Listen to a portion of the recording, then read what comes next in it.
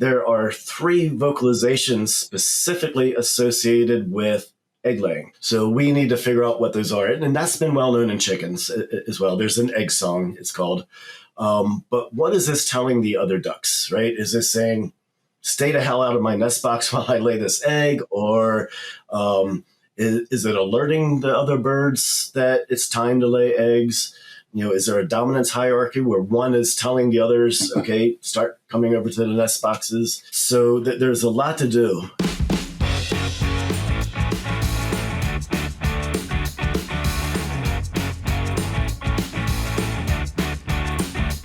This is Phil Stair with Poultry Podcast presented by Wisenetics. And we got Dr. Greg Fraley here from Purdue University. And Greg, we got to talk a little while ago about visualizations. Now we're going to talk about vocalizations. So Greg, if you would introduce yourself to the listeners and let's get going. Yeah, sure. Thank you, Phil. I'm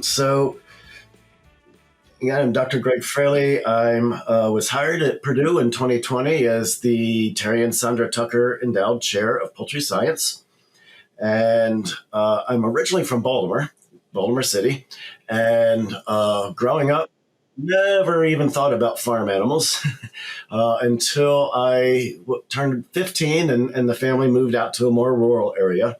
And once we got there, I realized that I had a choice of either working at a McDonald's or working on farms. And so that was a pretty easy decision for me. So I started getting experience with dairy cows, beef cows, and lots of poultry, and really kind of fell in love with it and wanted to be a veterinarian. But then I started shadowing veterinarians and had a great time doing that. But I really learned a lot about myself, about things that I just can't deal with. And one of the things I can't deal with is some of the really horrible things people do to their pets. So that didn't work out for me, but I started undergraduate as an animal science major at University of Maryland, College Park, and was still kind of exploring ideas of what I could do with animals, but then took my very first physiology course with Dr. Brenda Mills. And she was just an absolutely fantastic teacher. And I would go to her office hours every week just to talk about physiology and learn more. And wound up taking every single physiology course I could find at the University of Maryland, which ended with an avian physiology course taught by Wayne Kenzel.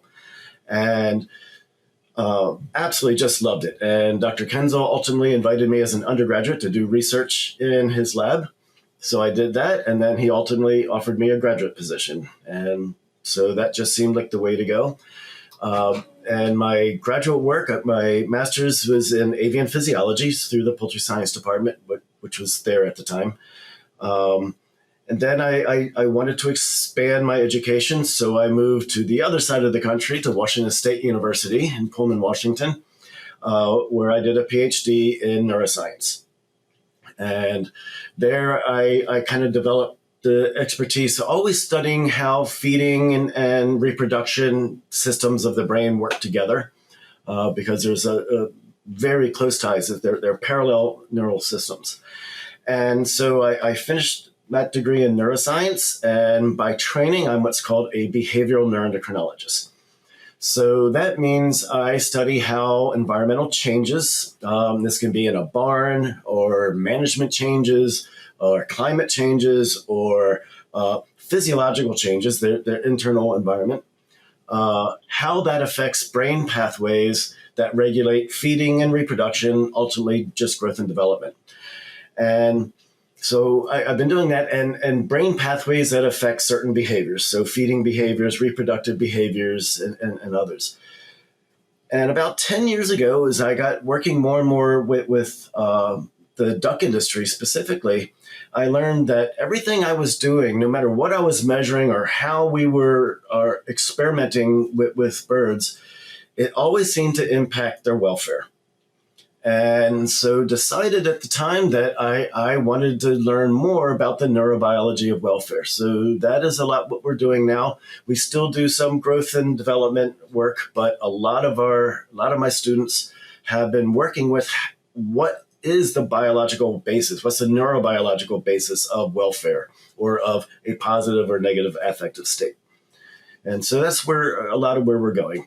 And we're exploring more areas of how do we determine what a bird's mood is, both not just in terms of what's going on inside their brain, but with behaviors as well.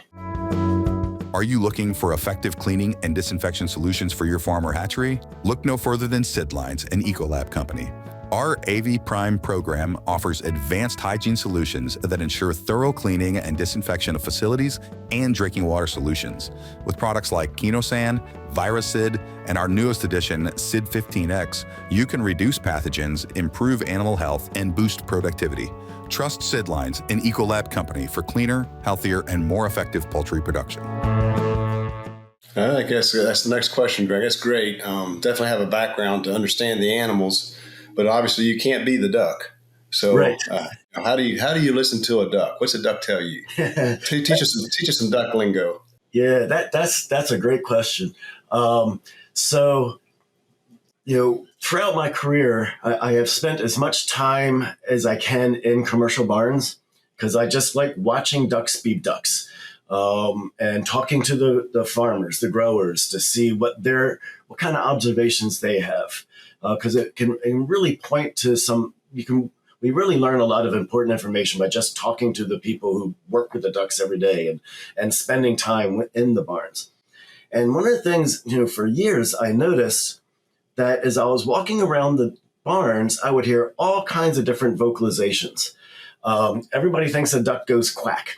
Well, they do, but there's a lot of different quacks. There's one I call it a Chihuahua sound, and just all kinds of different things. And I always had in the back of my mind, what can I do with this? Is there a way that we can start ascertaining what these different vocalizations mean?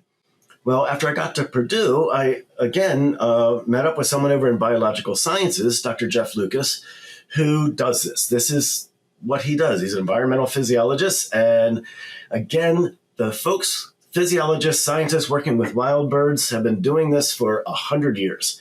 And they've got the techniques down exactly how you classify vocalizations.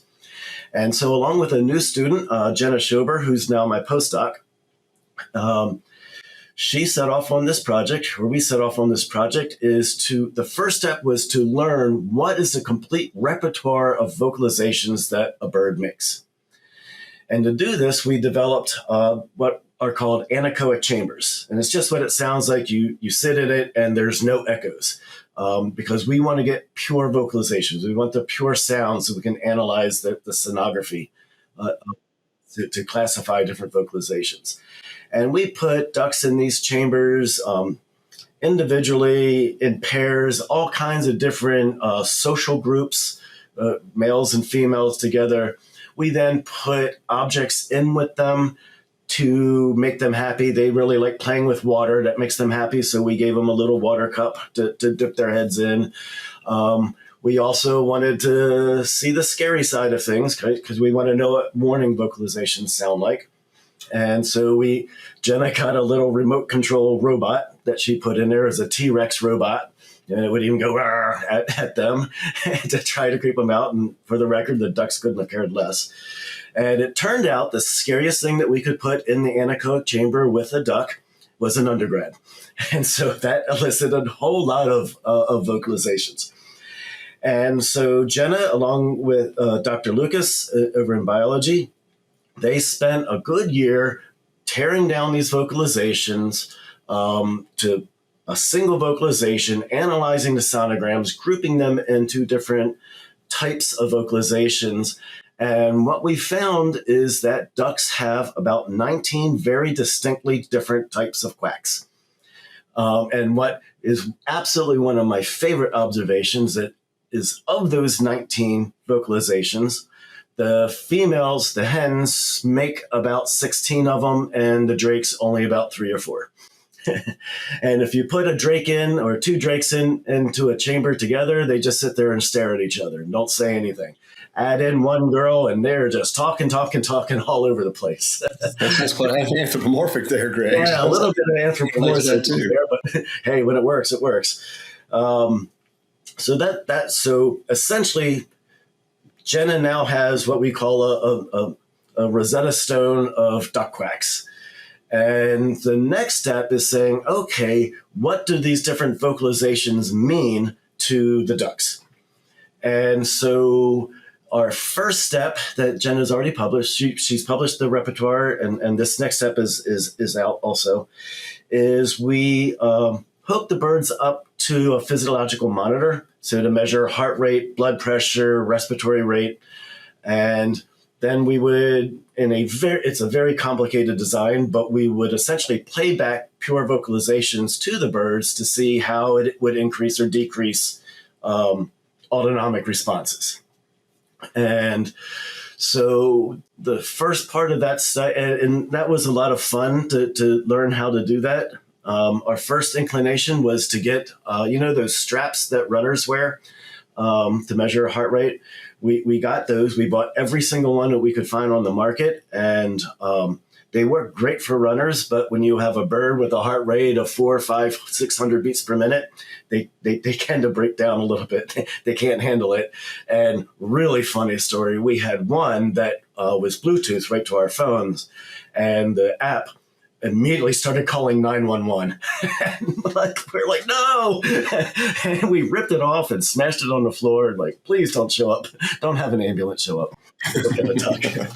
But we eventually did find a veterinary-based monitor that could handle it. And so very interesting, we found that there are definitely sounds, vocalizations that increase their autonomic response. So things like heart rate. So we are taking these as...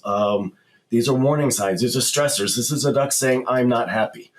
And the other ducks are responding to that, right? So if one duck over here is unhappy, then others are responding saying, oh, maybe I should be unhappy too, or I should be more aware. We also have some calls, vocalizations that are calming to them, right? It reduces heart rate. It physiologically looks like it's calming them down. We also, with the hens, and this is something we need to explore way more, there are 3 vocalizations specifically associated with egg laying. And so we need to figure out what those are. And that's been well known in chickens as well. There's an egg song, it's called. But what is this telling the other ducks, right? Is this saying, stay the hell out of my nest box while I lay this egg? Or is it alerting the other birds that it's time to lay eggs? Is there a dominance hierarchy where one is telling the others, okay, start coming over to the nest boxes? So there's a lot to do. And the obvious question here is, okay, who the hell cares, right? What ducks are saying to each other. And so we are... Jenna Schober, my postdoc, Jeff Lucas over in biology, and I have teamed up with a bunch of engineers at Georgia Tech who have a lot of expertise in working with poultry. And we are developing, and this is about to be submitted for publication, we are developing an AI to monitor these vocalizations. So if we can monitor these vocalizations, because everybody wants a non-invasive measure of welfare, right? We can go in and draw blood and do all kinds of things to see if the ducks are happy or not, or chickens or whatever. But what's the non-invasive one? And what we know from the wild bird literature, the birds always know when they're unhappy, and they're always telling their friends that they're unhappy. Okay, and extremely well established in wild birds. So we are developing this to say, okay, if it starts getting too hot in a barn, and we need to lower curtains or turn on the ventilation fans or something, well, instead of waiting 3 or 4 days to realize that's happening, and we only know it because egg production dropped, if we know they're unhappy right now, we can go into the barn and investigate this and be more proactive about maintaining environmental conditions in the barn rather than reactive, which everything now is all being reactive. I think this is part of the smart houses. I've heard this in relation to chickens, listening, having some measures there. And then when things change, when the vocalizations change, there's a time to at least check into what's not right. Absolutely. Absolutely. And we are doing this with broilers as well. We're taking a similar approach. And we're still a long way from making our chicken Rosetta Stone. But one of the things that we realize is how much these vocalizations change with age. I mean, every week that repertoire of what they're saying changes. And we think that the chickens have a much more complex vocal repertoire than ducks. That's what we're thinking right now. We haven't proved that yet, but that's where the data's taking us. So again, if we can learn, if maybe there's a little bit too much ammonia over in that corner of the barn, well, those birds know it, and they're going to tell their other friends that there's something wrong that they don't like with this area of the barn. So we can get even more micromanagement if we can place enough microphones in a barn to be able to do distinct areas.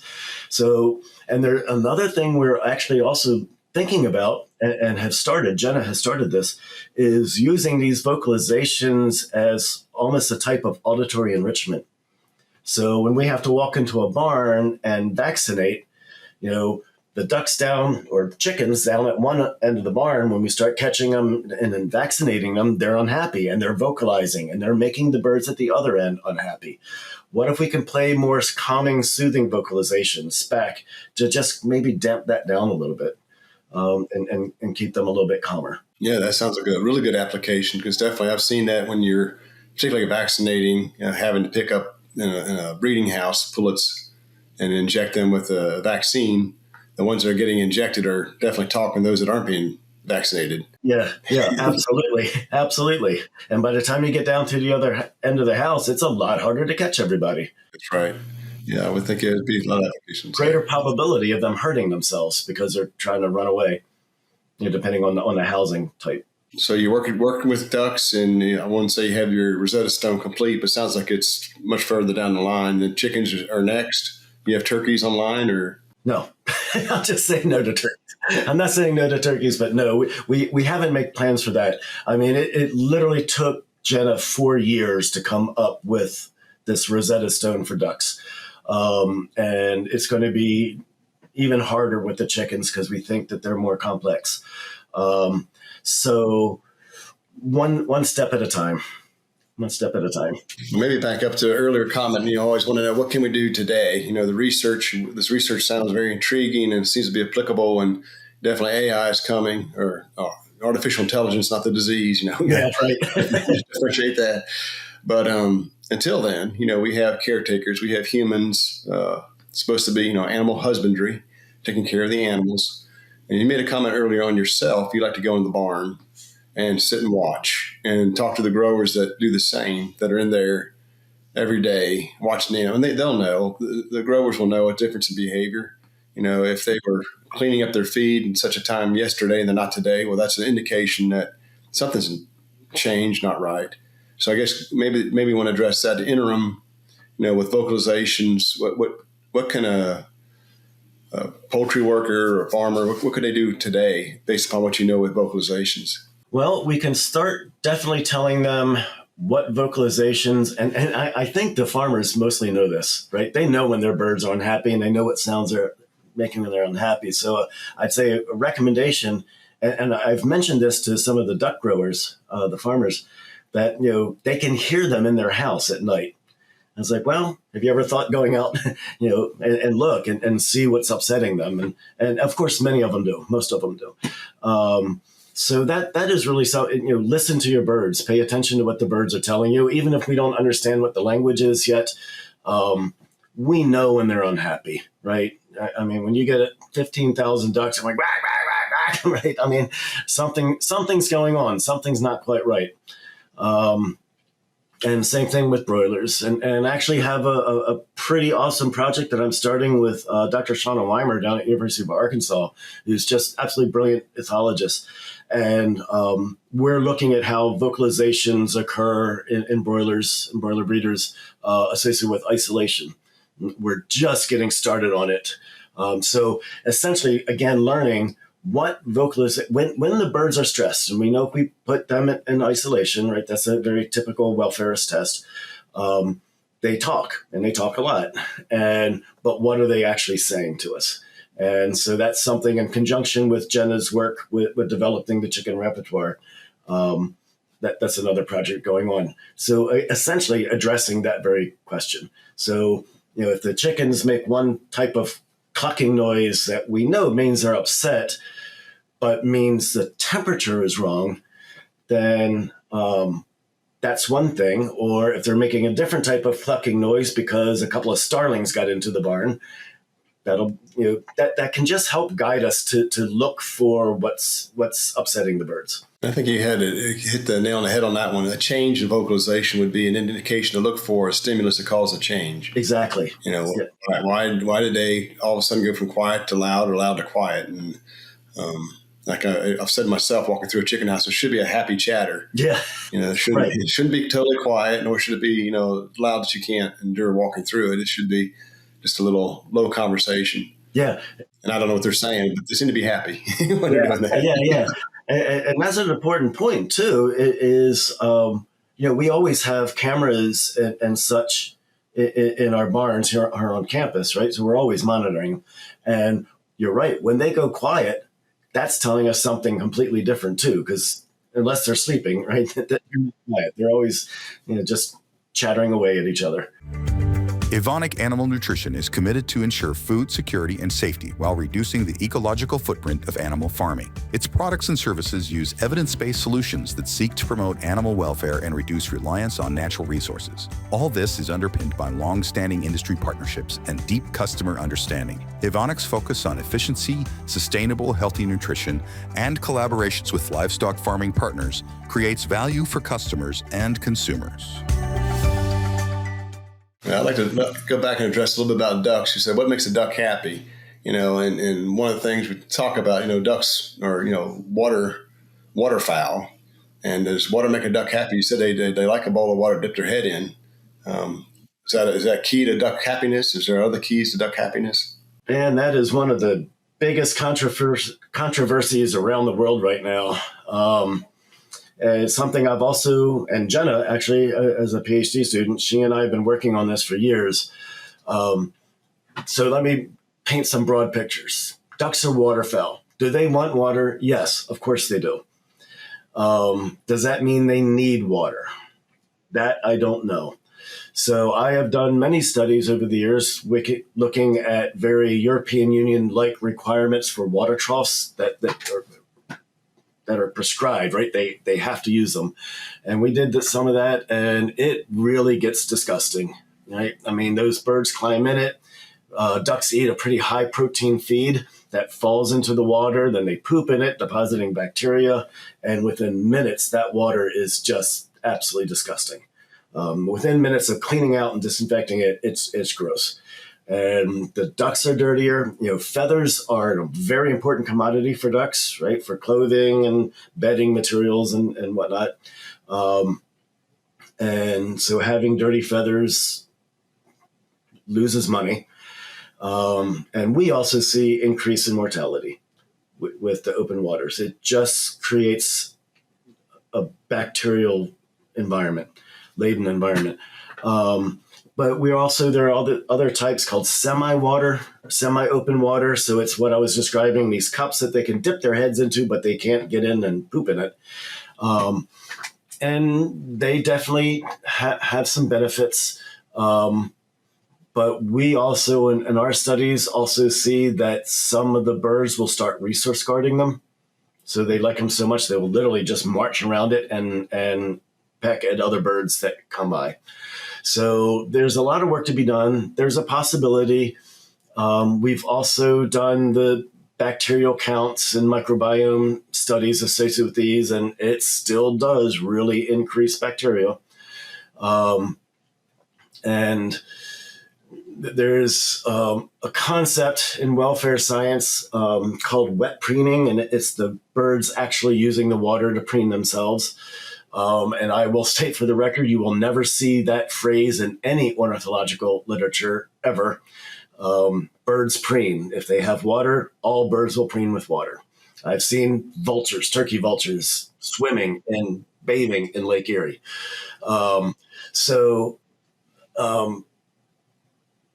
But the open water systems does increase the possibility of their wet preening. So I do admit that. Whether or not that's necessary, and I have been in thousands of duck barns that do not have open water systems, that have just the standard nipple lines. And if those nipple lines are managed correctly, which they almost always are, I have seen literally millions of just beautifully, perfectly preened ducks. So we can't say that they can't do their natural preening behaviors with water lines. That's just not right. Do the semi-open water system or water troughs make them probably happier if we want to be anthropomorphic? I've got to admit, yes, they love it.